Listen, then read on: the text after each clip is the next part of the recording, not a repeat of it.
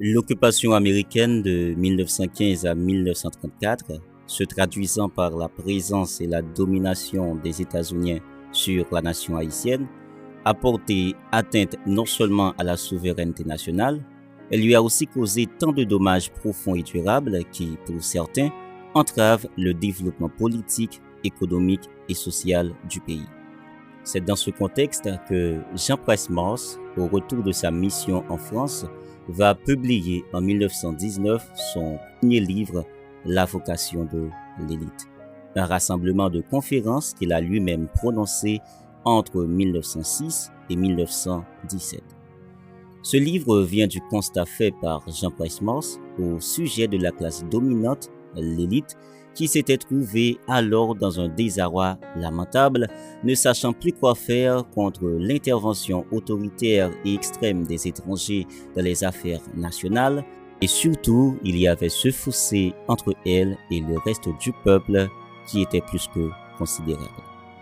C'est en ce sens qu'il dira « Saint-Domingue disparut dans le tourment, Haïti naquit sur ses cendres ». Cette parole est une façon pour lui de souligner l'existence d'une filiation analogique entre la société coloniale et celle de son époque. En fait, bien que les époques ne soient pas les mêmes et qu'il y ait eu des évolutions internes au sein de la société de l'après 1804, Jean Price-Mars pense qu'il y a toujours une minorité à qui la fortune, le pouvoir et quelquefois l'éducation attribuent des privilèges de classe. Et tout comme les colons blancs se démarquaient des esclaves, cette minorité, à tort et à travers, cherche à se dégager de toute solidarité avec la masse populaire. Pourtant, lorsque l'existence nationale d'un peuple est menacée, ce dernier ne pourra le surmonter, voire même y faire face, que s'il possède une âme nationale.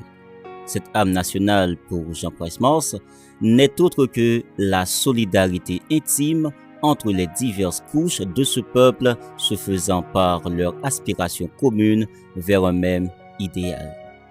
Donc, jusque-là, ce qui fait problème, ce n'est pas les degrés de différence existant entre les gens de l'élite et ceux de la majorité, c'est plutôt l'absence de cette solidarité entre eux autour d'un idéal commun ou le fait pour eux de n'entretenir que des rapports purement économiques. Pour remédier à cela, Jean Price-Mars va proposer l'application d'une éducation sociale.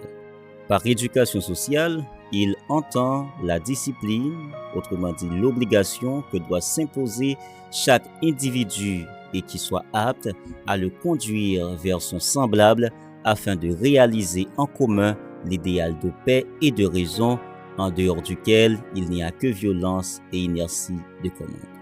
En d'autres termes, Jean Price-Mars s'adresse directement aux classes dominantes pour leur montrer la nécessité et l'importance de tenir compte des lois de la justice et des valeurs humaines dans leur rapport avec le peuple, à garder leur position de sentinelle comme étant élite afin de pouvoir conduire le peuple, donc la nation, sur la voie de la liberté et de la prospérité comme l'avaient voulu les pères. Il affirmera même que la valeur d'une élite est tributaire à son utilité sociale. Et quand les membres de l'élite se mettent au service du peuple en faisant des œuvres de relèvement social, il garantit que cela empêchera la menace extérieure d'exploiter au moment opportun l'ignorance des masses contre leurs privilèges. Il a poursuivi sa réflexion en montrant qu'il serait mieux que le regard de la société haïtienne sur la femme haïtienne se change. En fait, il a constaté qu'à son époque, nos négresses ont reçu une éducation qui leur a préparé qu'à devenir une femme de maison. Alors que le paysan petit propriétaire fait de sa femme la machine de sa ferme, le grand propriétaire, lui, fait de la sienne un objet de luxe et de plaisir. Dans les deux cas, elles sont exclues des affaires de la société. Face à cela, Jean Price-Mars propose son projet de femme de demain. À ses yeux, la femme de demain est une femme instruite ayant un cerveau cultivé et des doigts habiles. c'est une femme qui saura faire choix de son homme, pour qui elle deviendra une amie, une camarade et une conseillère. Enfin, tout en étant mère, elle saura aussi apporter dans la vie de la cité le souffle salutaire de ses vertus héroïques. Et pour couronner sa pensée, au travers des lignes de la vocation de l'élite, Jean Presmors invite la jeunesse haïtienne à ne pas se priver de l'art de lire. Car c'est évidemment l'un des moyens qui peut nous affranchir de la condition de turpitude où la veulerie, l'ignorance et la lâcheté des uns et des autres nous ont plongés. Il y persistera en disant « Lisez pour vous instruire, lisez pour devenir meilleur que nous. » Car lire un livre sérieux et élevé, c'est aussi prier, et c'est une prière à la portée de tous.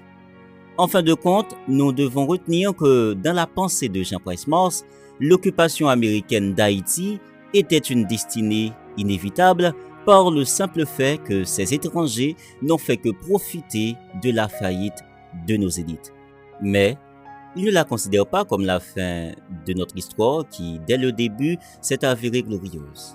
Au contraire, il suggère que l'élite haïtienne fasse de cela l'objet de sa pensée et qu'à la fin, elle comprenne combien est-il impérieux de reconstruire et de préserver l'unité nationale, la seule qui saura nous défendre contre les envahisseurs et nous garantir un avenir prospère.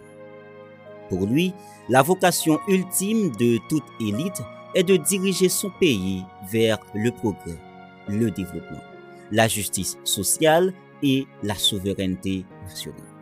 Donc, en lieu et place d'une élite aliénée, complexée et déconnectée du peuple, il faut une élite proche du peuple qui embrasse, valorise et partage sa culture, ses valeurs, ses croyances et son mode de vie. Il faut une élite qui soit au service du développement national, non pas de ses intérêts individuels ni de ses privilèges. La vocation de l'élite, c'est une prise de position politique contre l'impérialisme américain et l'élitisme complaisant d'alors. Alors, que pensez-vous? Ce livre est-il toujours d'actualité? L'élite haïtienne de nos jours répond-elle véritablement à sa vocation? Privilégie-t-elle les intérêts communs sur ses intérêts particuliers ou fait-elle le contraire? Quelle comparaison faites-vous entre le comportement et l'attitude des élites d'alors et ceux d'aujourd'hui? Dites-nous ce que vous en pensez dans les commentaires.